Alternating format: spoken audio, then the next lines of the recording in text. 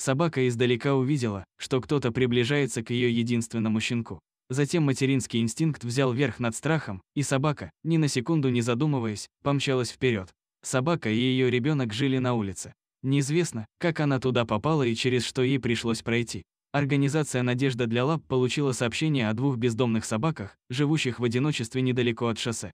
В таких условиях опасная авария была лишь вопросом времени. Спасать собаку и ее щенка бросились волонтеры, а когда они прибыли на место, то сразу поняли, что это будет непросто. Неизвестно, сколько времени собаки жили на улице, но местные жители беспокоились об их судьбе. Поэтому они призвали «Надежду для лап» добровольно помогать животным.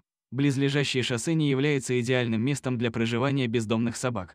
Когда спасатели прибыли на место, они сразу заметили щенка и должны были действовать быстро. Один из спасателей увидел бегущую по улице собаку и забеспокоился, что она пролезет через дыру в заборе прямо на шоссе. Увидев, что щенок направляется к поврежденной сетке, он тут же выпрыгнул из машины и побежал к животному, чтобы предотвратить трагедию. Мужчине удалось поймать щенка, который от испуга тут же заплакал. Потом вмешалась мать щенка. Как только она услышала плач своего ребенка, она перебежала улицу, где пряталась, и побежала к щенку. Волонтер решил ее успокоить, собака громко залаяла и не хотела, чтобы ребенок пострадал.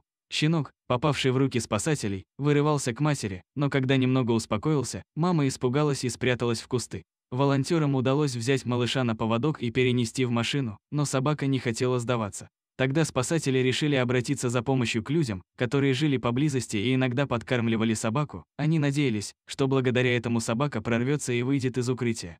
Ведь как только она их увидела, сразу вышла и добровольцы дали мужчинам поводок, чтобы они ее поймали. Однако собака по-прежнему боялась подходить к машине организации, и только после того, как волонтеры показали ей, что ее ребенок с ними в безопасности, она решила присоединиться к ним. Щенков назвали Ариа и Куки, и их благополучно доставили в клинику. Теперь собака и ее ребенок могут спокойно ждать новый любящий дом.